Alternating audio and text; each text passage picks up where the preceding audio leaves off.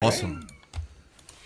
All right, folks. So we're live. We're here. We're doing it. We took a couple minutes to get the technical difficulties sorted out. We went ahead and get started. So we don't have anybody on yet, but we're going to have some folks on as soon as we share the post. Everyone share the post. Share the post.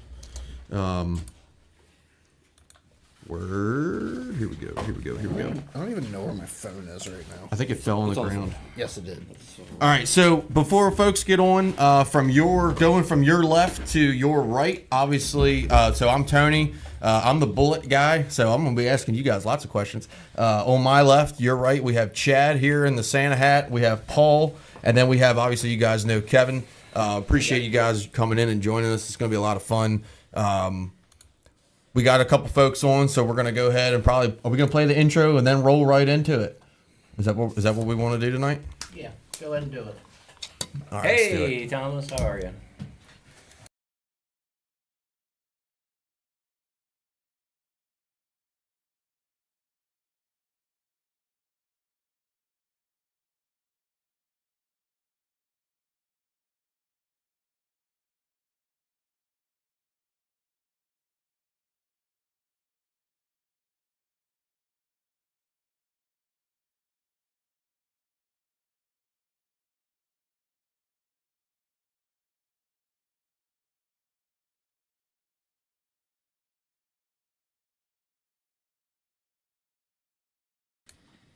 What's going on, guys? It's Christmas special. We're here. Christmas! Bass and Beer Radio. We're joined by some real minds tonight. So we have the fellows from Propeller Dynamics on. Propeller Dynamics is a shop down in Virginia, and these guys are the go-to to get your boat set up. Whether you're running Ranger, whether you're running Skeeter, Nitro, Bullet, Allison, Stroker, Gambler, whatever it is that you're running to catch bass, you need to give these guys a call if you're not getting the performance that you want. So we're really excited to have you guys here. I'm super excited because I see a Bullet sign in the background, and in a week exactly, me and Chad are going to pick up my Bullet. So we are very, very excited. I'm losing sleep over that trip already. It's not even your boat, too. That's the best part. I know. But we're psyched to have you. Losing sleep over riding in it, too. Go ahead and introduce yourself, guys. You know who we're talking about.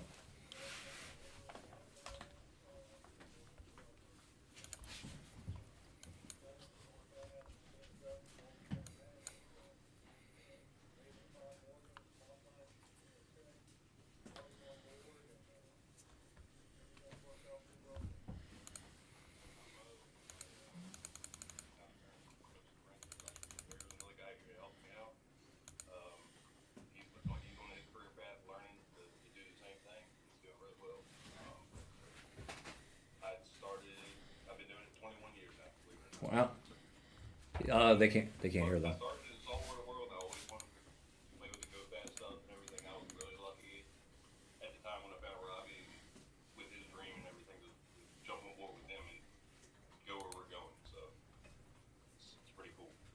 Did you hear me? Awesome. Awesome, guys. Awesome. So, just touch base with you guys. We've hooked up with Propeller Dynamics. Propeller Dynamics. Bear with us for 1 second. Nope, We're having some technical difficulties. Just give us one. Oh, now Joe says now we can hear but low.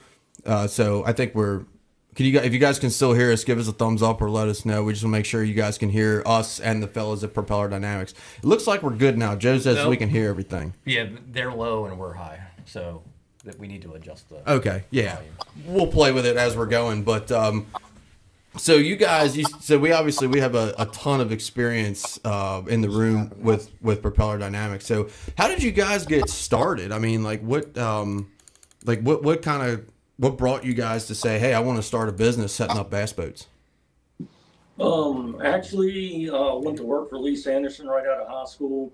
He was kind of the go fast guy at the time. Worked for him for about 10 years and then wound up buying out the prop shop repair side of it after about 10 years of working for him, and really haven't looked back since. And where I'm from, I was kind of a glutton for this. I'm from the northern neck of Virginia, so I was surrounded on three sides by water. Everybody you know, a friend, family member, your neighbor, whatever, somebody had a boat. And going through high school, I was looking to obviously get out of the books and get into turning wrenches or something. Books were not for me. I was able to go through a vocational program for marine trades, and I felt like that was going to be pretty much, I'm not going to say easy money, but I was always going to have work. And my grandfather was a waterman. I had been around the water all my life, so it was pretty easy to fall into. And here we are, 21 years later. So, yeah. That's awesome. Right. So you guys obviously you set up boats and obviously and all that good stuff. I mean, let's just start. Let's come right out of the gate with it. Like, what's the fastest either of you have ever been going on a bass boat before? Fastest speed? Yes. In an actual bass boat, probably 106, 108, somewhere in that range. What kind of boat was that? An Allison, if I had to guess? Yeah, that was an Allison. Yeah. Okay. Wow, that is cooking. That is absolutely insane. Bass boats for me, I just did it recently. Actually, in a bass boat, it was 91, and it was in a bullet. What hull was it? A 20 XD? No, it was an XDC. Really? 20 foot or 21? 21. Well, that's with poles, with Ultrex, with a graph, lead acids on one side, and a lithium cranker, and full of fuel. That is absolutely cooking. That is cooking for that. He didn't boat. have gear in the boat, so we added weight. We had about 100 pounds of. We actually have plates that we put in the boat. We got some 10s and 25s, and it equals 100 pounds. We had that in the boat as well for ballast. That's moving. That's absolutely moving. What size motor was on the back of that? Was that a 300 or a 250? 250. Yeah. 250 almost. Yeah. Oh, 250-ish. Right? enough said. So, just a shout out to one of our buddies, Surprised it John wasn't a 200. Scungio out here with JCS Marine. He's up in Rhode Island. He's actually doing my bullet right now. Him and those guys, they have a 20cc that they're building right now that is going to be absolutely bananas. I fully expect, and they fully expect that to be a triple-digit boat. I was talking to John today. We're going over some stuff because me and Chad are headed up there next Friday to grab my bullet. And he was talking about, getting some props work. So he might be giving you guys a call down there because he's got lots of props that need to be worked and he's got a lot of setup questions, but, just, Yep, we can take care of it. Yeah. so Did I hear right? Your bullet's got an XB on the back of it? it's got a 250 XB. Yep. You'll be happy. So that's what I've heard, man. So, dude, I basically stole that thing. I don't know if you guys have ever. I'm sure you are, but are you guys familiar Let's with go. Duck River Marine at all out in Tennessee? Yep. Yeah. So Brian and those guys, they posted it it was $3,100 for this XB, and I was like at work on lunch, just randomly scrolling Facebook. I'm like, yeah, I'm gonna buy this. And I called John and I was like, look, man, like I'm ready to go on this. Is this a good thing? And he's like, absolutely, send it. And he's been running it a little bit now. And of course the boat's, it's not propped right. It doesn't have batteries or nothing like that in it. But he said easily it's got mid 80s, high 80s all day with that XB. Yeah, it should. Has it got a Sportmaster on it, or is it just a regular Torquemaster? It's got the regular Torquemaster. Now it's gonna be loaded to fish. I mean, I'm gonna have the 10s at the console with 12 up front, and another 10-inch Garmin with 10-foot poles. So it's gonna be loaded to fish. So if I can see with a load and a partner like 80, I'll be very, very happy. And from what I've been told, that's very doable with that boat. Should be. Yeah, You should be very doable with that. That's awesome. So in your guys' opinion, I mean, with that setup, and I'm running all lead acids, I'm going to go to lithiums eventually, but for the first year or two, I'm definitely going to run lead acids. I mean, we and John have been kind of going back and forth with what we think the best prop for that thing is, but are you guys thinking a 27 or a 28 Bravo for that boat? Or something else. I would, for fishing, I would figure the 28 be pretty close. Depending on, as you have the boat and run it a little bit more, you might even go a little bit higher than that, but getting that 28 maxed out is probably going to take you it is what it is, having a performance boat like that. You have to have some seat time and learn it. Right. Come with it. The 28 probably pretty decent to start with, I think. Yeah, it's gonna be cooking. I'm pretty excited about it. yeah. Man, we need to put a prop on my boat that just gets it out of the freaking water. So Chad needs help with a prop too. So This is diagnosed Tony and Chad's problem. go ahead, tell them about your boat and see what they say about yours. Don't laugh. Don't Hold on. laugh right away. So What if they say that it's a giant turd, like the last person you asked? Are you gonna sell it? That's the point. That's the question. I don't even 188 or know. 198 It's a 198p. with a 150 Pro XS. 150 Pro XS. It's got a 6-inch Atlas, hydraulic jack plate on it, 8-foot power poles. I'm running all lead acids in it still. Doesn't have any bow lift at all. It's got an all-Trex on the front. It's got 23 Tempest, 23 Tempest. 57, 58 mile an hour maybe. 48. 48. Yeah, something is not right. So have you looked underneath the boat yet? Have you got underneath the boat and see if it's got a hook in it? Funny story. Funny story. you Bring say this up. that. Because I bought one, and it was a 2021, and they covered it under warranty for a hook in it, and they sent me a brand new 2024, which is running 48. Which is faster than the other one. Which is faster than the other one, but still not right. So funny you say that because I just had one in here working on it, and I took it to the water to run it. It ended up being a completely separate situation than what you got going on.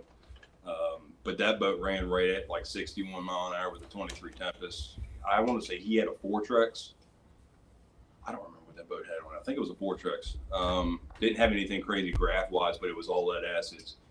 And that was like 61 mile an hour right at 6,000, 6,100. Is it a new Tempest or the Tempest you've owned for a while? It's the same Tempest that's been on the motor, but when I got the boat, the engine only had 15 hours on it, and the guy was running it in like small lakes. I don't think the prop really didn't have any dings or wear It's not on it. dinged up or worn out or anything. I mean, I've we put see eyes a on it. lot. Somebody will tear one up, send it to a prop shop, they grind it down, put a spit polish on it, and it's only got 12 hours on the engine, so can't nothing be possibly wrong with my prop. Yeah. Mhm. It's trash.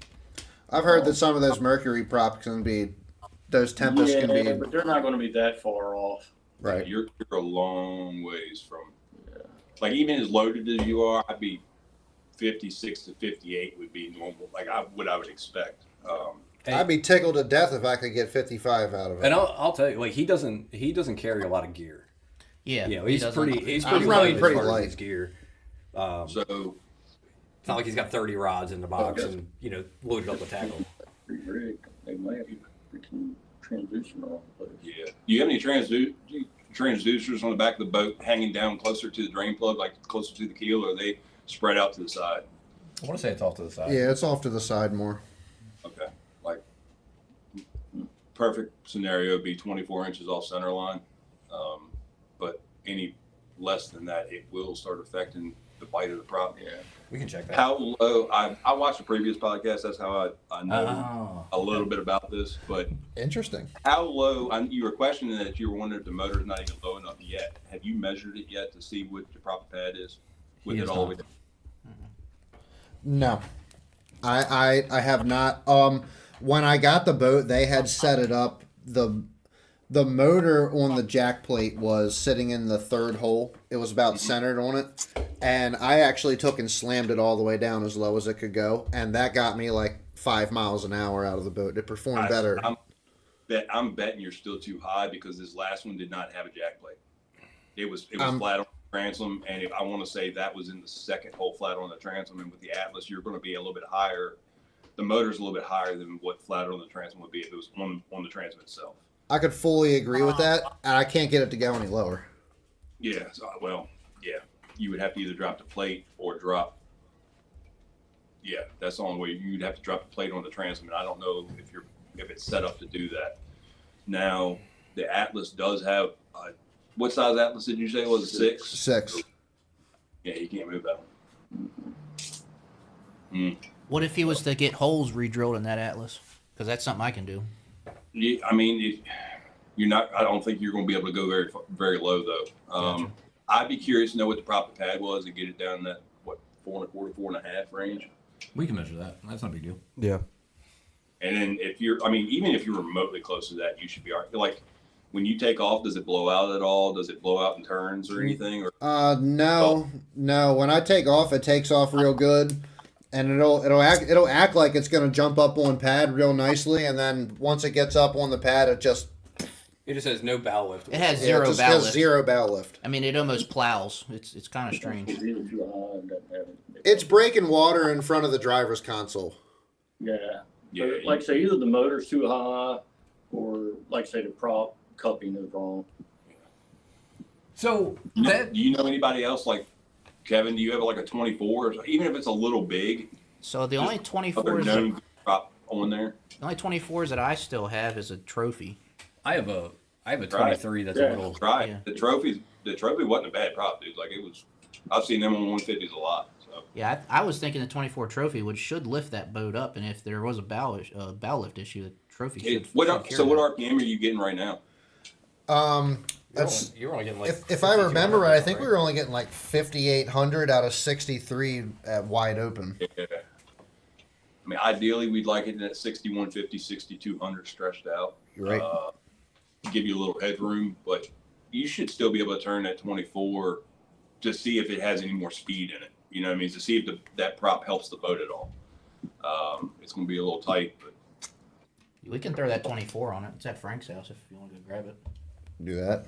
I mean, I don't know how hard it would be to beat out the hub, but I have a beat up 24 raker that if you like it, you can have it. Miles has a spare 24 No. trophy.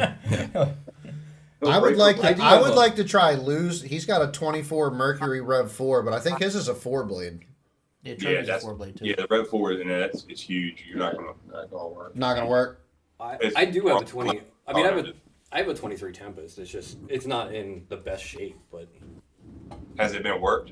I can't remember. No, I have my 24 worked.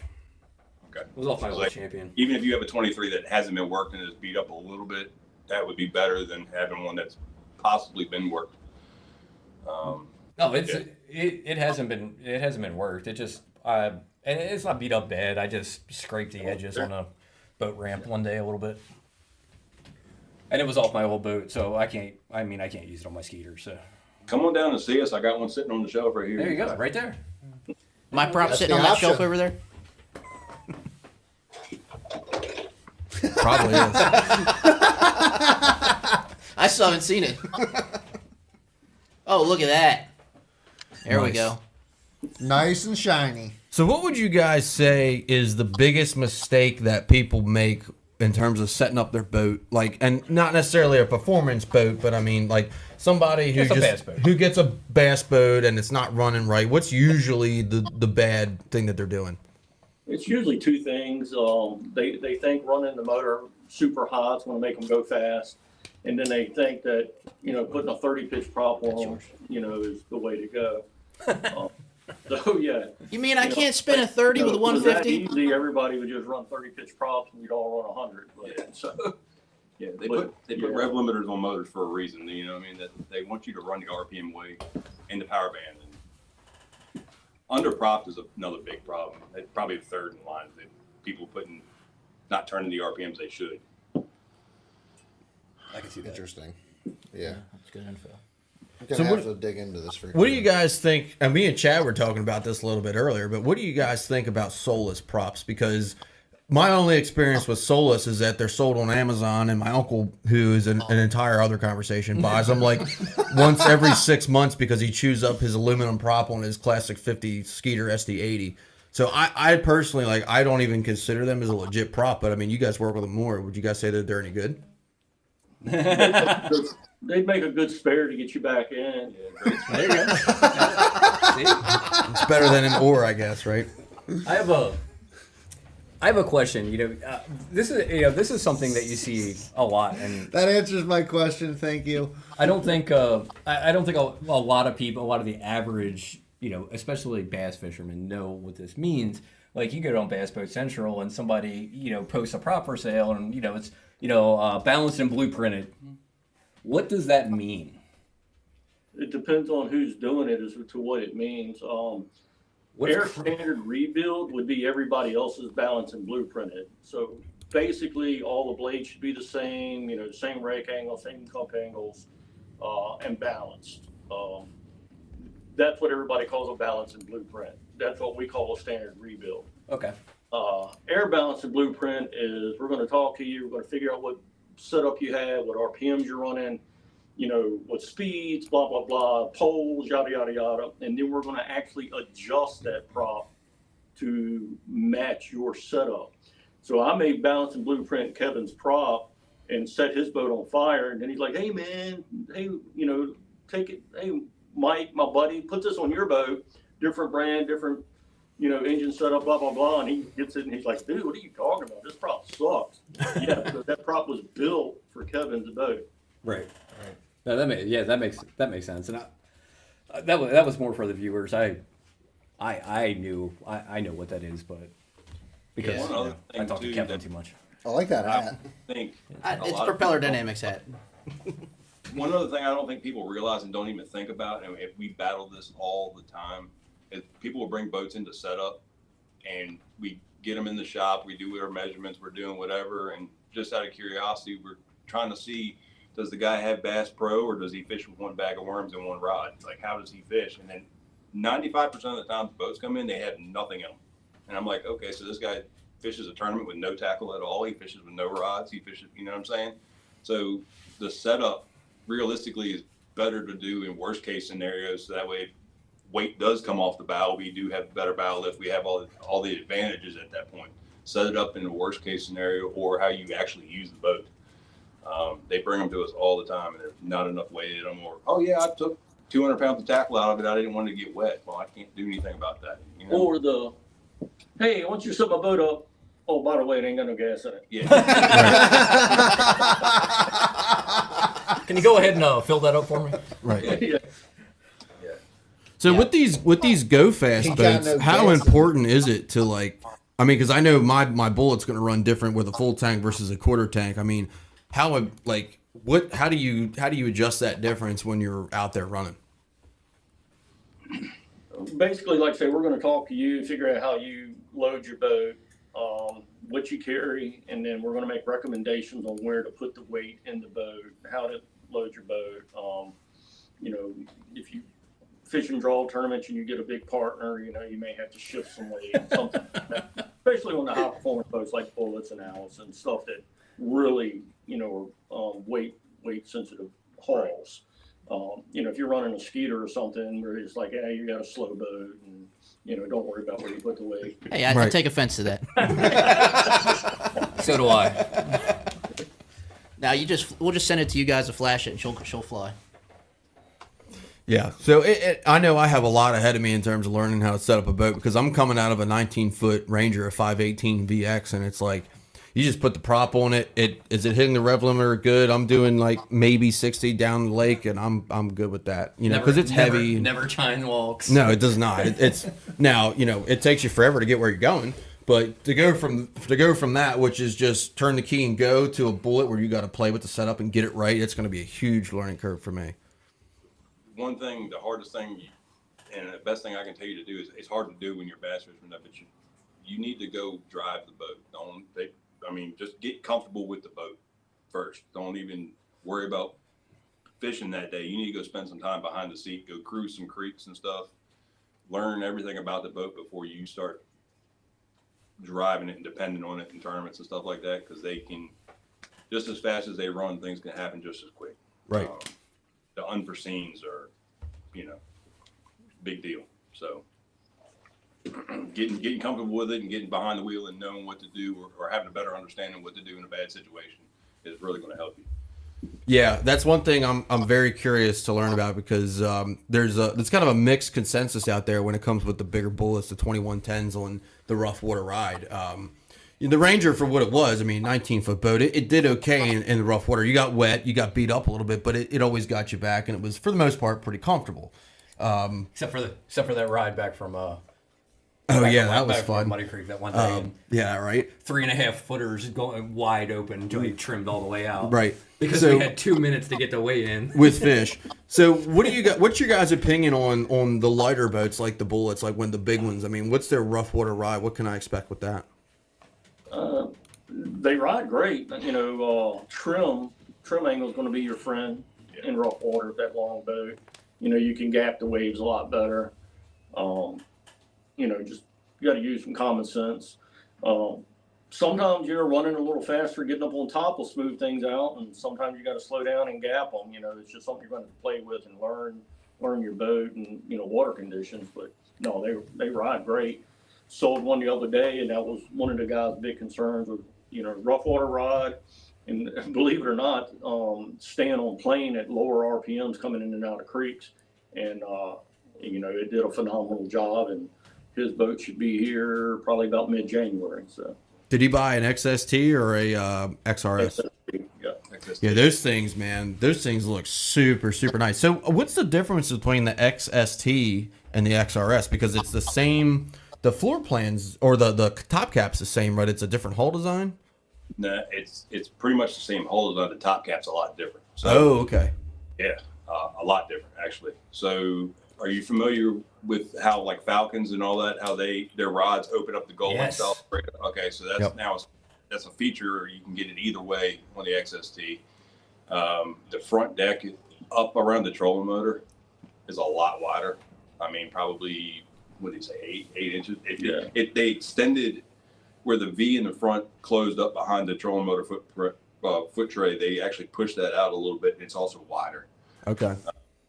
There is no more need for like an amp wedge or anything like that for the trolling motor up there, or where the trolling motor mounts is actually perfectly flat. They made it, the front switch panel can actually have a gimbal bracket for a graph bolted to it now. They actually extended the deck, which took up some cockpit space, which the XRS had way too much cockpit space, so that worked out well. Yeah. You sit more upright now in the XST than you did in the XRS or the SDC or anything like that. The seat, like your butt is higher off the pad. If that makes sense. Yeah. You're still down in it. You're still in a bullet, but you're a little bit more elevated. The console is a lot bigger. Like you can get a 16 behind that console, no problem. I mean, as far as a bullet goes, it looks big when you look at it. It still looks fast, but it's big. It's a big boat. What's it run compared to like the SDCs and the XRSs? We haven't had one out to play with just yet. We're going to have the one coming in to play with, and then I'm pretty sure somebody else is getting ready to get one. But what we've been told and what we've heard, the XST with the 250 Pro XS is right around 80, 81 fishing load. Wow. Nice. So it's still moving. I mean, for a big boat loaded like that, it's still That's the moving. 250 Pro XS. I mean, so we have the 250R, and then we also have the 300R, and the 300 XS really isn't in the conversation for me. So that's a waste of a motor, in my opinion. But What does it mean when you say 80 miles an hour fishing? Loaded down with gear?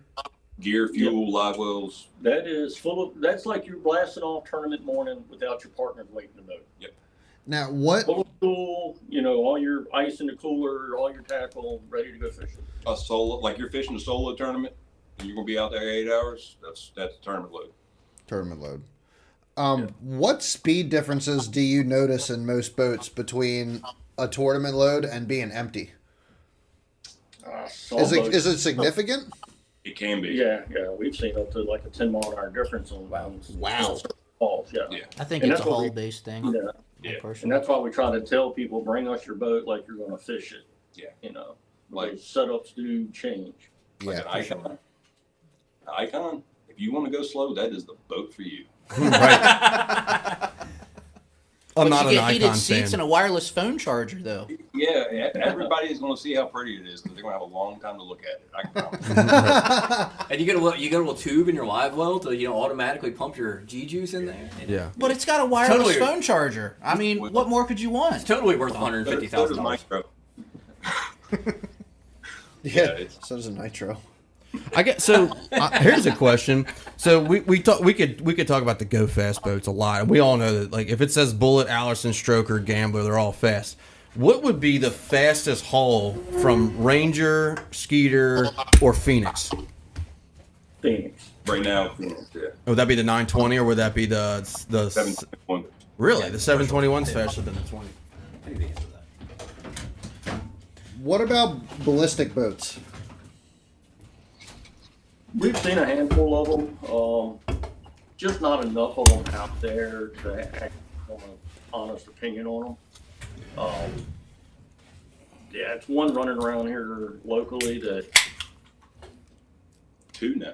he really needs us to set it up, because the numbers he's telling me is, I took his prop and put it on my Falcon and run faster than his ballistics ever run. So With two people in it. So Yeah, it should. How do you Probably shouldn't be happening. how do you like your Falcon? I mean, I'll sell them. I mean, no, I was interested in a Falcon before I bought my Skeeter. I almost bought a Falcon. My biggest question, and I've never gotten anybody to answer this, is how do you like those rod lockers?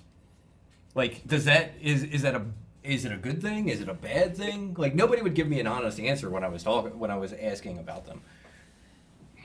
yeah, I mean, Like, I got 15 to 20 rods on the deck. I mean, rod lockers have opened the same way since, bass boats originated. So it is a little different, but it does work well. it's really does. nice.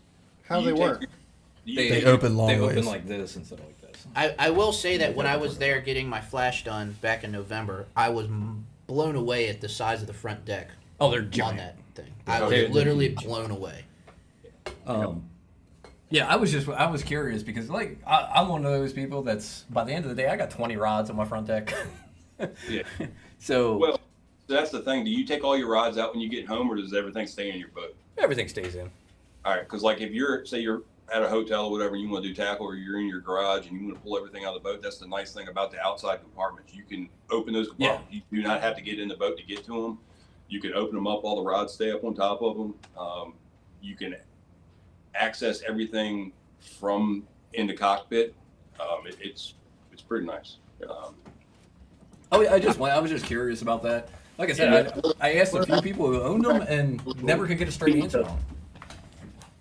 Yeah, Sunday, after, we're going to hunt Saturday, and then we're going to do a little speed testing Sunday with the Falcons. So we're going to try to put up a new number for us. What's What's your current number? 85.7 Wow. That's What- moving. which model do you have? F20. F20. The Predator, Right. right? So since you guys have a lot of seat time and bullets, right? And I'm curious about the fishability of it, right? Because I'm coming out, like I said, I'm coming out of that 518 VX. For what the boat is, it's a smaller boat, but it's pretty wide front deck. I mean, how much of a difference is it going to be going from fishing team tournaments out of that to going to fishing team tournaments out of the 21 XDC? Just tell them to keep their ass in the back of the boat. No. No, I mean, you'll both be able to fish off the front deck. You won't be able to stand shoulder to shoulder, at the front of the boat. But, there's plenty of room on the front deck. If you're flipping down a bank line, you're both going to be able to flip just fine. So you've sat in the boat. You've actually been in the boat. Yeah, I ran it. So when I first got it, it had a 225 EFI, and the fastest I got it to with like maybe an hour of seat time was like 75 with the 225, and it was. I mean, I felt comfortable at that speed. Now 65 to 70 was all over the place, but after 70, it leveled out and it rode nice. Yeah. But I've never fished out of it. I only had it, and then I had it for a couple weeks, and it went up to JCS. Okay. Yeah, I mean, you're not going to be, both of y'all aren't going to be up there crankbaiting. I'll say that. But yeah, if you're able to fish down a bank line or something like that, or get the side of the boat even a little bit angled to it, you'll be fine. Like finesse fishing or anything like that, the only thing you're not going to be able to do is stand both fish off the bow. Is going to be about the only thing you got there. Right. Now, the thing is, my partner and I, we both fish out of, we either fish out of my boat, which is the 518, or my buddy has a 18-foot Strata. So I'm used to, like, that tight aspect. So I think going from a 19 or potentially an 18 to a 20, 21, or almost 22-foot boat is going to be a nice difference. Right. Yeah, I think you'll be fine with it. You'll have plenty of room. Now, what do you guys do with the storage on those boats? I bought like the Amped Marine center rod locker storage thing, but that rod locker goes way up there. I mean, do you guys have any good recommendations for tackle storage and stuff like that? So that compartment is going to run literally all the way to the bow of the boat. It runs Right. all the way to the front, and then it comes around and comes back to the side compartments. There's no dead end up there. So in that boat, especially getting back to balance and everything, tackle storage is going to be as much weight as you want to keep as much bulk as you can back rearward, whether that's back in the front compartments or behind you in those compartments in the saddles, whatever. And I would try to keep as much weight centered up as you could or left, depending on how heavy your partner is. You want to keep that boat as flat as possible. Cool. So for drivability and everything, I mean, it's what you want. Right. I want to say AMP does make a pretty good tackle storage. It's like 3,700 boxes. Yes. Yep. And it's got the first row is the boxes, and then, or the row furthest forward, you got all the boxes. And then there's another storage section that's just ahead of it that's got like little squares for you to put the soft plastics and stuff like that. Right. And soft plastics add up quick on weight. Yeah. Real quick. Soft plastics need to be back, and your balsa wood crankbaits need to be forward. Yeah. I mean, it all matters. You got a lot of UMA balsa wood crankbaits. I can say that I have like running like speed bags. Like one of my speed bags weighs about as much as probably 3 of my 3,700 boxes. Wow. I keep all of my plastics in the back that I don't use regularly. Yeah, I keep them all in the back that's compartments. a fantastic idea. All my Yeah, plastics. I just got to play with it because, like, in the Ranger, I have 2 full rows of 3,700 boxes, and there's no way I'm going to get 2 full rows, which is fine because I only use any given day. I'm using 3 boxes all day. I don't load my boat to the brim with stuff either. That's the guy. Yeah. You're not a performance guy. Yeah. Anybody Yeah. carries that much tackle in a performance guy. Right. Yeah, I don't load mine to the brim. I usually just take what I know I'm gonna need. Yeah, and that's the way I am. I rotate my tackle out per day, per tournament, whatever I'm fishing for. You know, I got a oh my god box. It's got a little bit of everything in it, and then the stuff that I know I'm going to use that day. The rest of it stays in the garage. I'm the same way. You can grab this tackle like this and walk through the truck and put it in the back seat. It's just that's it right there. I am way too lazy to do that. Everything stays in my boat. I want everything just to be there. Like all I got to do is go out, hook up the boat, and whatever I run into, I'm good. Yeah, and a lot of guys are like that, and that's fine. You know, I have no problem with it. But that's my old God box. You know, it's you open it up and you're like, what is all that mess? But that's, you know, my whopper plopper or buzzbait or stuff that I don't plan on using that day. But if I need it, it's there. I might not have the exact color I want, but I've got something I can use in that situation. I can usually fish the entire weekend out of my day box on my Skeeter. That's usually how I stay set up. I throw a glide bait every day, all the time. Yeah, there's your performance And guy because he I carries don't- like I don't 6 even- He carries like 4 swim baits that And that's cost it, that like, he's total like good. $6,000 combined. Yeah, but they still weigh as much as your big soft plastic Yeah. boxes. Yeah, they also cost as much as my boat. Yeah, right. Yeah, So, well, you know what? I have something to sell when I need to get a prop from Propeller Dynamics. There you go. There you go. So you guys want to talk a little bit about the NISPRO stuff that you guys are doing? I think it's pretty interesting. Oh, you guys are working with NISPRO. Yeah. That's cool as hell. I actually had the time back in November to go to them and have mine flashed, and I learned a lot from these two guys. I mean, the knowledge that these two guys had was really mind-blowing, and the fact that they could look at my prop that I had on there and tell me literally almost down to the T what it was going to run when I got back to the lake was really where they won my trust. And did it? It did. Robbie looked at it and he said, I don't think you want me to tell you what I think of that prop because it's kind of a piece of crap.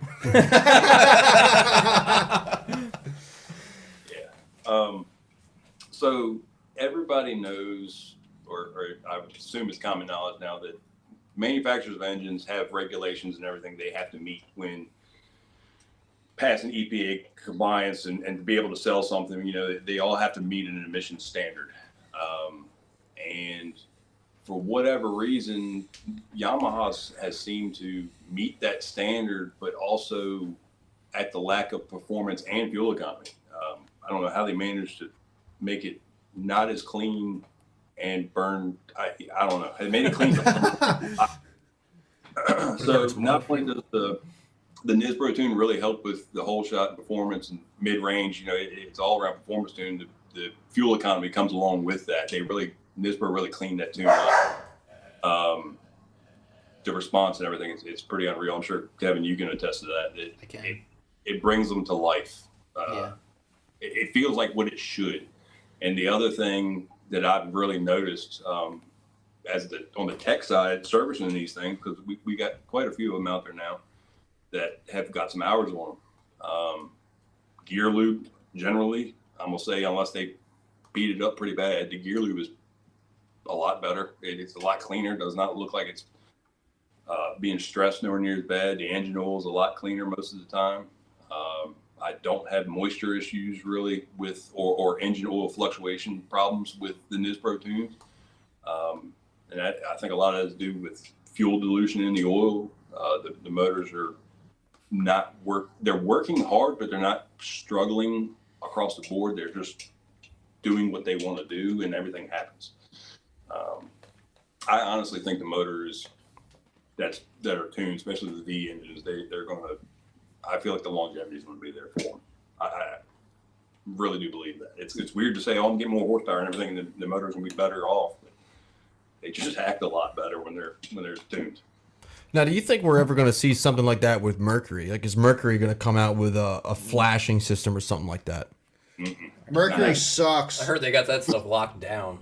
Yeah, Like they don't let anybody crack that open. There's a Mercury on my boat, and I would never put one on there ever again. Unless it's an XB. I've never had a problem with it. I've turned the key for it every time, and it starts. Starts right up. But it never broke you're down. so limited if you ever want to do anything with it. Yeah.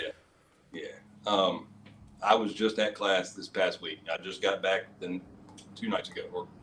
2 nights ago. Flew in from Dallas. I was down there for a race outboard class, actually. And that got brought up because I was down there learning about the 500 and seeing all that. And the tunes and stuff came up. And there are people tuning, but it's short-lived. They will be Toast. They will either be shut down or the lawsuits are going to get them one way or the other. From Mercury? Or the customer. Wow. So talking about speed, do you think that the 4-stroke, and we'll just stay with Mercury for a second, but do you think that's How do people get caught with a tuned Merc? Like it blows up and they try to take it back to the factory and they're like, well, you Social media. Well, that People go bragging. Mercury, I'm gonna say that, and this is not derogatory in any way, shape, or form to Yamaha. I'm a Mercury guy through and through, but Yamaha has begun to really impress me. But what I will say, and I did not realize this up until recently, the Mercury PCMs have 5 levels of encryption in them, and yeah. Okay. So All right. They can't. It's a hard time to get cracked, and they're apparently the 4th or 5th level of encryption is a write of everything that's ever happened to that PCM, all run data, all flashes. Every time I hook the computer to it, every time somebody else tries to hook the computer to it, it sees all of that and records all of it internally, and that's why those PCMs are $9,000. wow? Okay, that's crazy. So They do so not the rest want. of the- They really don't want you tinkering with them things. So if the PCM is $9,000 and the lower unit is like 9, that's like 18. So the rest of the motor only costs like $7,000. Yeah, I was rounding down. So that's $20,000 right there, and you can buy the new 200R for a little bit less than $21,000. So Right, like a 250, like a 250 Pro XS is what, like 25, 26? All said and done, yeah. Yeah, installed. Wow. So, I know, Morgan, you have a drag racing background and history. I actually saw this week that an old drag race buddy of mine down in Florida put a Motec standalone engine management system on his 500R and has seen some really impressive numbers. I thought you might get a kick out of hearing that. Mercury doesn't care about that at that point in time. Because it's not their What ECU. I was going to say, the biggest thing that nobody understands, it's not so much Mercury saying, no, you can't tune our engines. It's Mercury saying, no, we don't want you messing with our calibrations and getting us in trouble with the EPA and us getting fined millions and millions of dollars for calibration. Right. So That makes sense, the V12 alone, when they had to send that engine off and have that tested through the EPA, just getting that one engine alone passed was about $20 million Wait. worth of testing.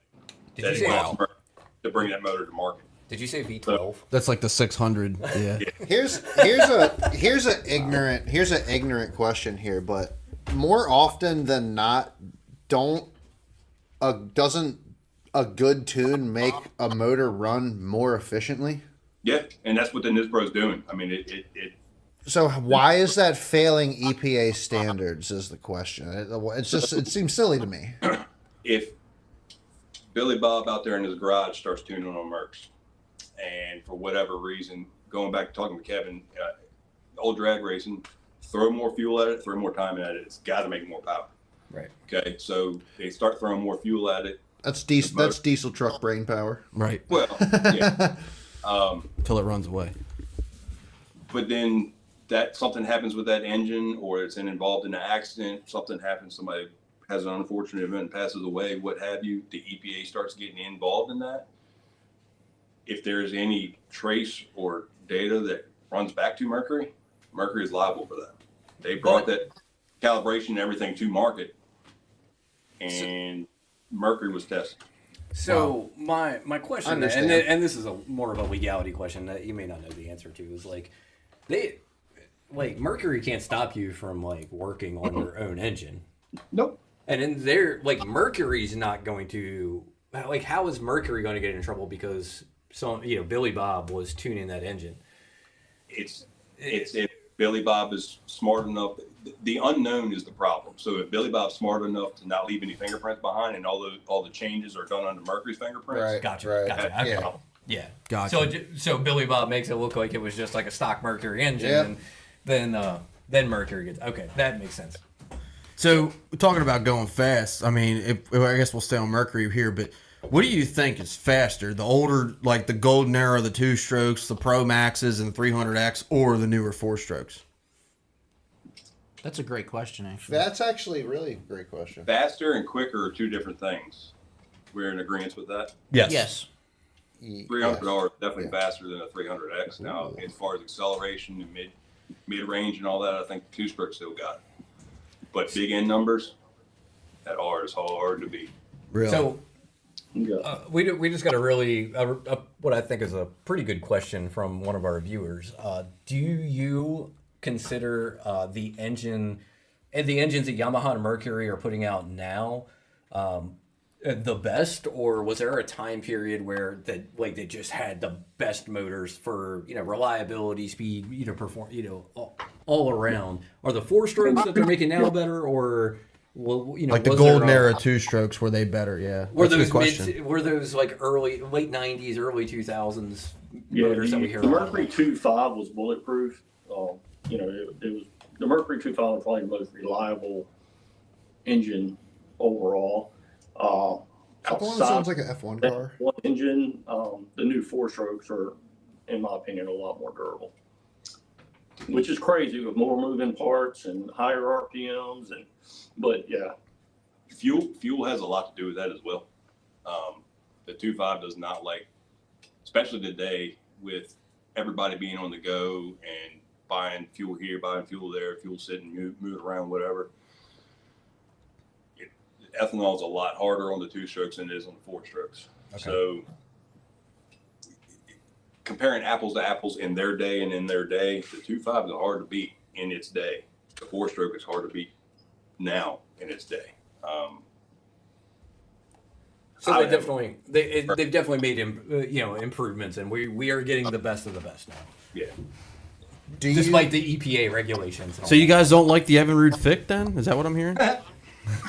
It's a great motor. What are you talking about? Yeah, it was really good if you like blowing shit up. If you're like your boat catching on fire, So the new generations of Mercury and Yamaha are better than the older generations of the Mercury and Yamaha. I don't see any drastic steps back. I mean, they don't sound as good. They don't, that kind of, the color schemes can be a little iffy comparatively speaking. Like, I mean, old Pro Max. Who doesn't like old Pro Max? Right. So- Oh, hell yeah. Yeah, so nothing has failed that I would say. They have some bumps in the road, obviously, but you got to look at how many people have boats now compared to back in the 70s and 80s. Now, what about the Mercury's coming off the back of the boat, though? Like, we hear a lot of stories about that, particularly with pros. Like, Wes Logan was a really big one. Actually, I had a friend of ours that. That was Yeah. Yamaha. Oh, That was Skeeter Oh, it Yamaha. was? Yeah, that was Okay. No, we had a friend of ours that happened to on the Potomac, and I mean Andrew? his whole motor came off the back of his boat. Now, granted, he hit something, but Right. The argument is that the lower unit should have come off, not the motor. I mean, when you hit, I've never. Yeah. I mean, he's driving a nitro; it's not going that fast, right? So, Well, yeah. Well, that probably means his engine bolts were loose and it's been slapping around foot on stuff a lot. So No, people it think- broke. So it broke the same place that we've seen, multiple other ones break, like right where the engine Right connects where at the the little jack unit plate. bolt on. No, where the engine bolts to the jack plate. So that that radius that's like right there, it broke like Yeah. right there. So like you had the Okay, bolt, the bolts are there, and there's no motor. On the hinge for your Or the top trip bolt, is. the top He bolt. broke at the Yeah. pivot point. Yeah, he broke at the Yeah, pivot that's point of it. the hinge. I personally have not seen that. Here, we have seen some impacts that have broken engines up pretty bad, broken cases off, tore up motor mounts, things like that. I have not seen one come clean off here. Now, another local dealer to us, he replaced one that had ripped the entire transom off the back of the boat with it, and they drug it back to the ramp, I believe, with the steering cables and the engine rigging and all that. But he hit a wing dam, like he triggered a wing dam at probably 65, 70 mile an hour. He was cruising in a Phoenix. So, I mean, a stone wing dam, you can't really. Yeah. Yeah, that's But so bad bad. things are going to happen no matter what. Yeah, I mean, everything is getting heavier, everything's getting bigger. Well, with that, it's science. You got more inertia. Things are going to break. Yeah. So. Oh, we got another good question from our buddy Thomas. So he actually pulled over to the side of the road to make sure he got an answer to this question because he's driving right now. Fishing So- the DMV. Check us out on the 23rd with that. He said, we see a rise in hybrid and electric only cars. Do you see that coming into the bass boat world? We actually were dealing with a company for a while that was getting ready to build some electric outboard stuff, and we were working with them, helping them design some things, and that whole project got scrapped. So You guys didn't. So like the whole the ghost thing, not a thing, right? I'm sure you guys are familiar with Team Marine, Andy and his crew. We talked to him a couple months ago. We did get into the Rotax Ghost a little bit. That what a colossal failure that thing was. But yeah, it's a good question. I mean, So- that being said, but no diesel outboards, right? We're never going to see that either. Oh, they're already out. Oh, yeah, they're already out They've been there. out. They're gone. Well, they've come and gone. Let me say that. Like Ox is out there. So the 3-liter Optimax, a lot of people don't have no clue about this because it was mainly a military and police situation, but they had what was called a DSI, or diesel spark injected motor, or sparking ignition motor, excuse me. It was a 3-liter Opti that ran with spark plugs. And it was literally a calibration change and a few other small things that they added to it. I think they had block heaters where the temperature sensors were or something like that. But they've had diesel motors for a regular while now, and performance-wise, you'll never see it. Longevity and stuff, because it's running the same fuel that is on all their other stuff, police stations and Marine crews and stuff. They have come and gone. They had them for 10 years or so, something like that. So, just back to the electric thing, just to sum that up, that's really just going to be that niche market for those guys that fish those like electric only lakes, and it's I think never really going to go any farther than that. Mercury's got it figured out with the portable stuff. You know, the small, Yep. or whatever it is, the small motors. I think that's about as far as you're going to see it go, just for the simple fact of when boats get bigger, horsepowers get bigger, battery consumption is going to get bigger. We would have to go a long way in battery technology. A long way. Oh yeah. To have any runtime. Yeah, I know. One of the guys that fishes our Thursday nighters, we have some electric only lakes up here. He fishes tournaments there, and what motor did Vince put in his? He has a Pure, I think. The pure watercraft motor. And like he said, like it's cool, like because I can run 35 miles an hour now, but I can only do it for about 35 minutes. Yeah. So I fished with Craig Gordon a couple weeks ago on his Express with the Pure, and it is pretty cool to see and experience.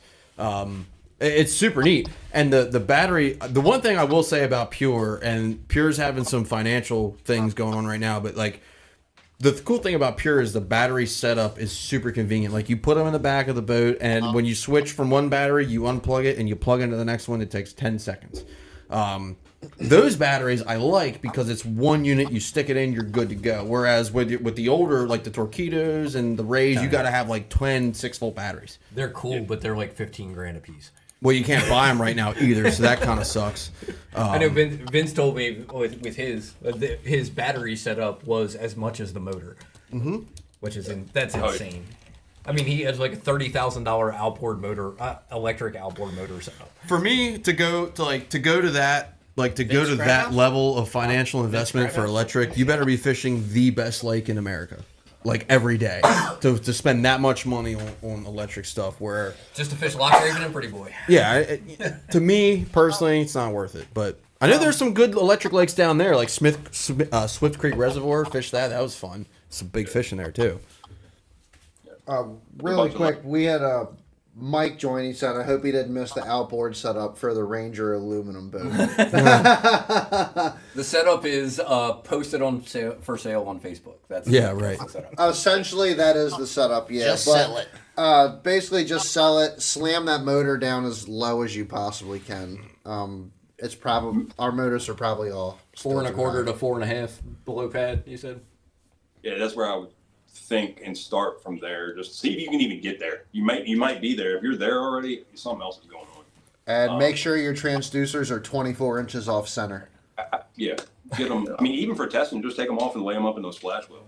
Right, yeah, great idea. Any more disturbance. Oh, we know that's not the issue because that happened that one day. Yes, it did. His transducer ripped off one day, and we actually had to like put it in the splash well. We were just like running down the water one day, and I turned around and my transducer's just laying in the back of my boat, and I was like, "There's my transducer." It must have. No, when we stopped at one point, I guess the water just like washed up over the back of the boat. And it was just sitting in the splash well. Have you felt the bottom of your boat like right at the back edge? And I'm sure if you've been online or any forums, you've heard this on any aluminum boat forum. But have you checked the welds on the trailing edge of the boat? There's definitely a weld bead on the bottom of the transom that you can feel with your finger, absolutely. And I've heard of Ranger approved Ranger shops to take it smooth with a grinder. Yeah, you don't want to go completely smooth, but you can take them down sometimes. How aggressive would you? I mean, it's not the size of a pencil stuck to the bottom of it. No, nowhere, nothing like that. It's actually, You can feel it, but it's not like it's not bad. it's not like you can like grab a hold of it, you know. Yeah, okay. Yeah, we've seen some bad ones where they just flat and missed the joint, or the welder was way too cold or whatever. It's just a big glob sitting there. Did the boat sit on there a lot for any amount of time? Like, was it a stock boat when you bought it? So it was second one. This is the second one. he was the second owner, so Yeah, second owner was and bought from and this is a brand new hull too. Yeah, I was wondering if it was water plugged or something like that. But I do think it sat on a trailer for a decent amount of time because it was a 2021 and I bought it in 2023. Yeah, but that doesn't. That has nothing to do with your hull now. As far as the hull, it's a brand new hull. I mean, the hull's only Brand a new year hull. old, I don't know if it was like stored on the trailer wrong. Maybe. Yeah, my 2024 hull's brand new, so it doesn't matter. Yeah, that old hull's gone, so don't have too much concern there. Sometimes I think too deeply into this because I'm so frustrated. Right. yeah. Have you run the boat empty? Have you taken everything out of it? We've ran it empty. We've Yeah. ran it full. I mean, What's the there's not difference much between Plate up, plate down, trimmed up, trimmed like down. how much of a speed difference versus empty versus like full? It's the same. It's the same. Yeah, it's Oh, you're definitely something's going on. It's the same. Empty, full. It's the same. Trimmed up, trimmed down. It's the same. Does it got any rooster tail? Yes. You look back. How much? it's not terrible. When I trim it up to get max on the whole, RPM, it's kicking it up over the motor, but it's not awful. Yeah, not. I haven't honestly. I haven't driven the new hull, but I drove the old hull, and I mean it was It's nothing more excessive than anybody else. couple inches higher than the cowling. I mean Yeah. nothing crazy. I was running when I ran the other one the other day. I looked back and I mean it was dead flat. Like there was nothing.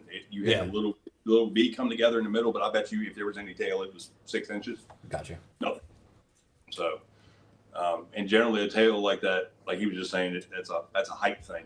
Way too high. It looks cool, but it's wasted. Yeah. I definitely think that it could go lower. There is one more space on the jack plate. There's only 2 mounting holes on the Atlas jack plate, and it is in the bottom hole, so it could go up to the top hole. I think that's only going to take it down maybe a half an inch to an inch though. That can make a Three-quarters. It could make a big difference. Yeah, I mean, 3/4 could really help you. You know, it really could. And the other thing you're going to find too is if you do get any bow lift and the boat go ahead and speeds up, the hole's going to start working a little bit more. The speed can help with lift too, getting it up on top and getting it going. Yeah, Chad, I think we should lower that thing down.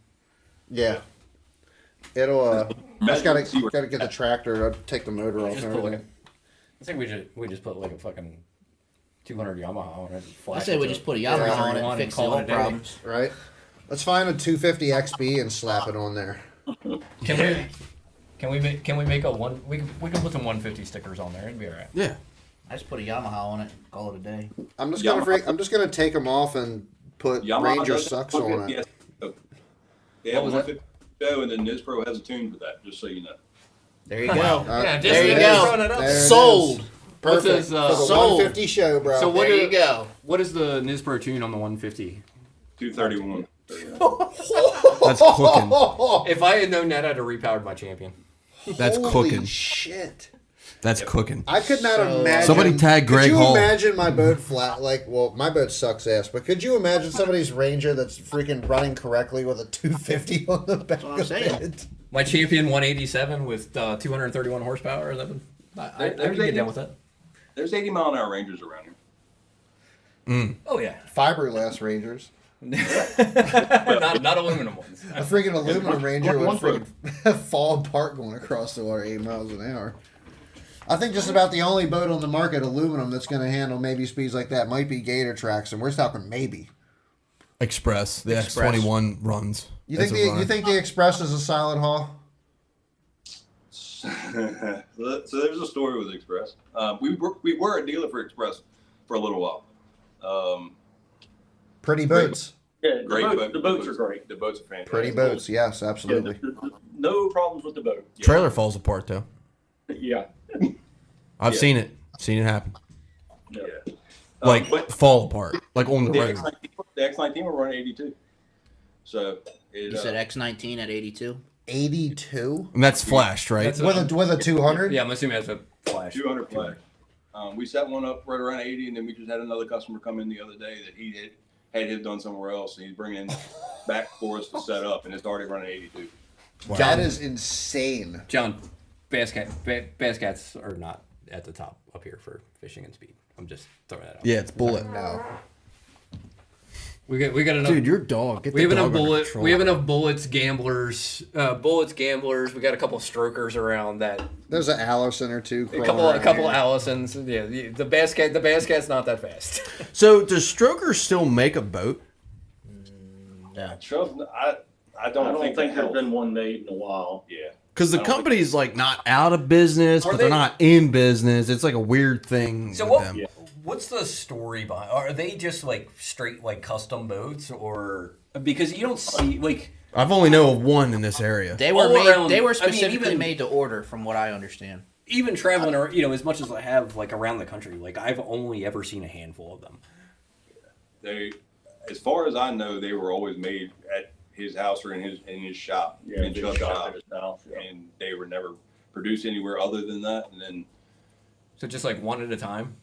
yeah, Oh, yeah. Oh, that's pretty yeah, cool. they were very small. Yeah. And there's been some boats in the past 5 or 6 years. I think it's been one boat that they've been working on trying to do some different things with, but I don't think his health is exactly the best right now. He's getting up there in age and everything else too. Sure. So it's the performance boats are not what it used to be years ago. I mean, with everything, the way the world has gotten, the economy, everything, it's just the boat market is not as on fire for the performance stuff as it used to be. You still have the diehard guys; that's all they're going to do. But But you really Oh, only and have- you only everything's geared to fishing now too. have, Like and you really, as far as performance bass boats go, you really only have two now, right? it's Bullet and Allison. Bullet for the and most Allison? part. I mean, Ballistic maybe. I Charger Yeah. was a performance boat. No. I think he Charter's makes just a a boat. champion. I don't know if he's got a real share on the market yet. I mean, he's kind of a low production guy too, which Bullet and Allison are very low production, but they've been that for years and years and years. And him trying to get into that game, he's going to have some market share just because he's new. But whether give him 10, 15 years and let's see where he's at then. Who's this we're talking about? Ballistic. Ballistic. Yeah. I've seen one or two of them in person, and they look, the craftsmanship of them's not bad. I mean, I'm one to pick they look that. I'm solid. one to pick that kind of stuff apart. I can tell you that 2 of the shops that we've talked to on the show, both of them have said that ballistics are the best built boats they've ever seen. Right. And I've seen one in person here, and it was, but the guy fishes out of it. He fishes out of it pretty regularly. And it showed some wear, but as far as it falling apart or anything like that, I can't say anything bad about that. That's not, Yeah, just solid, right? Now, what do you guys think of the whole gambler debacle? I mean, did you guys see that coming, or what was the deal with that? I didn't see it coming, but I feel sorry for all the people that put deposits down and lost that amount of money. I was almost one of those people. I was a lot closer than I'm willing to admit on putting a deposit down on a One gambler. of those gamblers. Yeah, and I'm very happy I didn't. Extremely happy after watching everything. All those people that put deposits down in 2 boats made it out. In like one 4 of them Didn't even years. make it out complete because they had to finish them themselves. And one of them is One of up for them's sale right now. The one in West Virginia is for sale. Yeah. Yep. Yeah, I think like 2 of them made it. Like 2 people got boats, and I know one guy was working with a guy in Florida to finish it because it wasn't complete when he went there and got his boat. Do you guys think it's the price that has a lot to do with it, or is it a lot of different things? It's a lot of, I mean, price is a big thing for everybody right now, obviously. But talking gambler specific, that whole debacle has been going on for what, 10, 15 years? Wow. So the more this goes on, the more of a sour taste everybody's gonna have in their mouth towards it. So everybody's kind of like, I don't know. And if they finally had a little bit of a glimpse of hope there, people started putting money down, big deposits down, and all that got lost and gone. So now what's that going to do to them as far as the name? I mean, it's because they They have a Yeah, strong like- following. A lot Yeah, of people that yeah, have them. I've wanted one 4 forever. or 5 of them over the yeah, years. they're just like Harley guys. They're just like Allison Bullet guys. They're gambler guys, and that's what Yeah. they're going to be. And I respect that. I mean, I would even say they are Harley guys. yeah. Everybody I know that has a gambler has owned at least one Harley in their life. I got my street glide next to my Harley. I got my street glide next to my 2200. Right? Everybody I've seen driving a gambler looks like they drive a Harley on the weekend. But to be fair, I mean, like the boat itself is so unique in that the design, the swept back, it's a fast boat with a big front deck and good storage. I mean, they're beautiful boats. it fills that niche they're very of unique it does a little bit of everything. It's not the fastest, it's not the best It fishing, is, but it's the Lamborghini bass boat. it does everything. What other bass boats are you seeing that come factory with trim tabs? Right. Right. It's a niche boat. I mean, and I'm sorry. I'm very sad that they went under because I always wanted one, could never find one, and then ended up in the Bullet. And now that one thing after another with that. But like, I like what Gambler is. It's just, I think they would have been better off staying with AMC and keeping, making a Sterling 10 or 15 of them a year. It'd just been better off. Yeah. So whatever happened with Sterling? Did that just go under? Well, they bought it back from AM. So American Marine Corporation bought the molds when Gambler went under in like 2012 or whatever, and they were making to order boats, I think 10 to 20 a year, and then Scotty G bought them back in 2020, like at the height of COVID, which is like already super weird. They made a couple boats, and then as soon as it looked like it was going, it was Started done. a couple boats. Well, their test boat was done. They produced a few. Yeah, they had one on That's Herded. boat. yeah. And then the green one, the green and orange thing, they called it Dirty Money. And that I've heard, I don't know this to be true, but I've heard that boat's going back. Had to go to other people for repairs already for. Wow. For glass work. Yeah. That's crazy.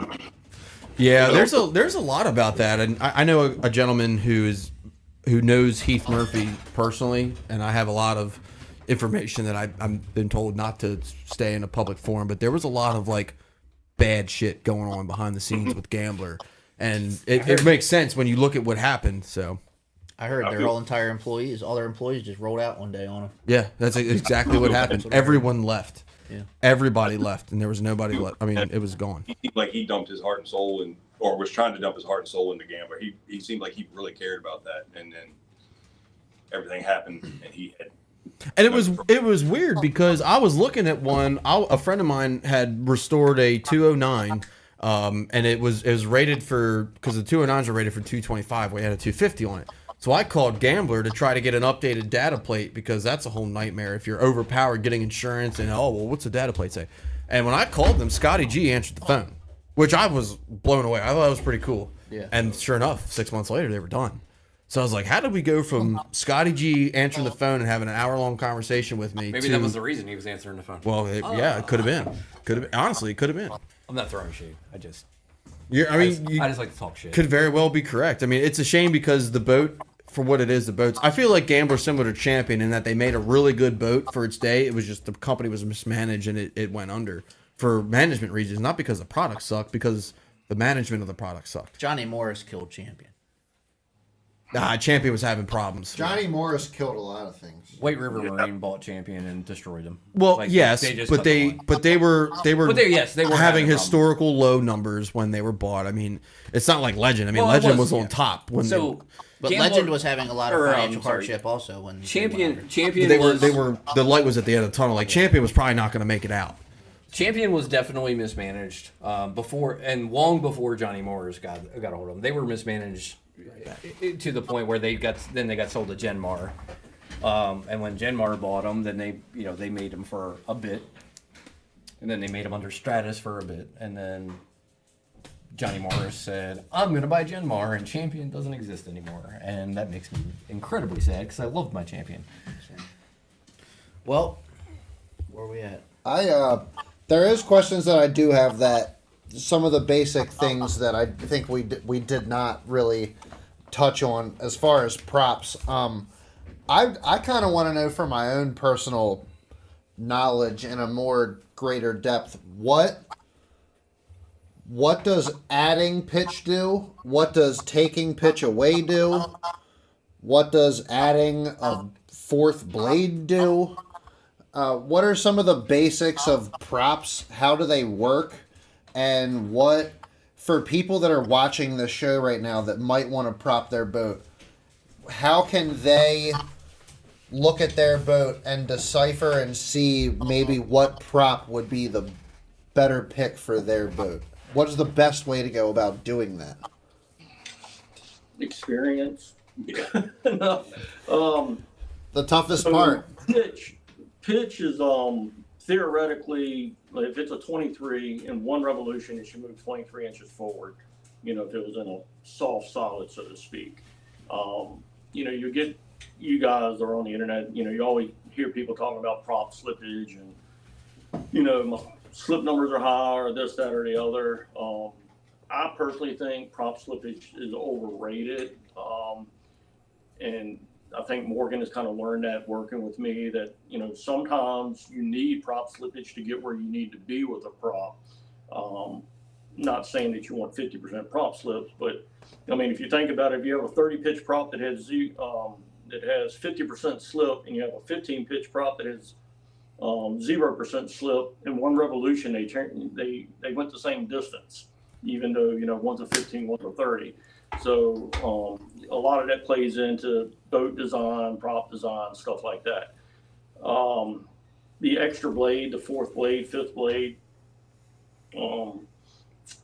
helps carry weight. Today's bigger, heavier boats, the four blade is definitely better suited than some of the older boats. Morgan and I have this argument all the time about Bravos. I get so sick on every form. The first thing everybody says is put a Bravo on it. We test boats a lot, and the Bravo is probably works on about 5% of the boats that we run. So yeah. I'll just leave that there. But that's why we test props. That's why we run props. Y'all guys would not believe the prop that I'm running on my Falcon bass boat to get the numbers we're getting. You would not believe what it is. I'm not going to disclose it yet. It will be disclosed at a later time. But you'd be like, there's no way you're running that prop. It's just not possible. So, we do some crazy things. Always willing to try. If somebody comes up and says, hey, I got a soulless prop. You want to try it? Yeah, I'll try it. I know it ain't going to work, but I'm going to try it. It might be that one day that this prop works with this hull. You never know. So, although we're the prop experts, we don't claim to know it all because we see stuff sometimes that, like this prop I'm running on my boat, it's like we kind of did it as a joke, and it freaking worked. And we're like, what the hell just happened? You know? So, yeah. But to get back to your question about pitch and rake and, you know, all that stuff, the more blades you have, the more balanced the prop can be. You got more blades in the water at any one time.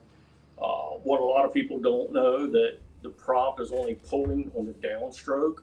You know, when it leaves the top of the water and then down is actually when that blade is only, you know, pulling like that because of the way the unit's twisted and stuff. So it's a lot that goes into it. But you know, just testing all the time gives us a good platform and you know, memory bank to pull from. So what about diameter, right? Because so like with the Evinrude Johnson props, you have some 4 blades. Like I run a 27 4-blade on my Ranger, which a lot of people think is like, that's way too much, but it's a 13.5-inch prop. Whereas I actually run faster with the 27 4-blade than I run with the 26 3-blade, even though it's a bigger diameter. I ran a 26 3-blade forever until I busted it up and couldn't find another 26 3-blade that was worth a shit. So I went to the 27 4-blade thinking it would be too much, but it's actually perfect. And I didn't see a lot of RPM difference because the diameter is smaller. So where does diameter fall into the conversation? There again, on boat hull, boat design, theoretically, for every 1/4 inch of diameter, it's roughly 200 RPMs, which for every inch of pitch, it's 200 RPMs. So that's just a baseline. It's not, you know, set in stone by any means, but so yeah, you can go smaller diameter, higher pitch like you did and run the same RPMs. Okay, interesting. Yeah, I wasn't really aware of that. I mean, when I put it on, I couldn't figure out why it was, because I got 3 props to test. I had a 25 4-blade, which ran way too hot. I had a 26, which ran 3 miles an hour worse than what my good one ran before the ear cracked. For no reason, it just cracked. And then I had the 27. I was like, man, I was going to try the 27, and I was blown away. I was like, there's no way this thing runs better than anything, because for years I ran the 26 3-blade and it was perfect. So you would think the 26 3-blade would be equivalent to a 25 4-blade, roughly. But then you go up in pitch, but you go less in diameter, and you actually have a better end product, which, again, it's all just a giant science project, but I thought that was really, really cool. Yeah, like I've always told you guys when you ask me about props, it's like a dark rabbit hole. What's going to run great on my boat could go to Paul's And it's going to cost you a lot of money. and not run worth a shit. So it's all about testing. It's an expensive game.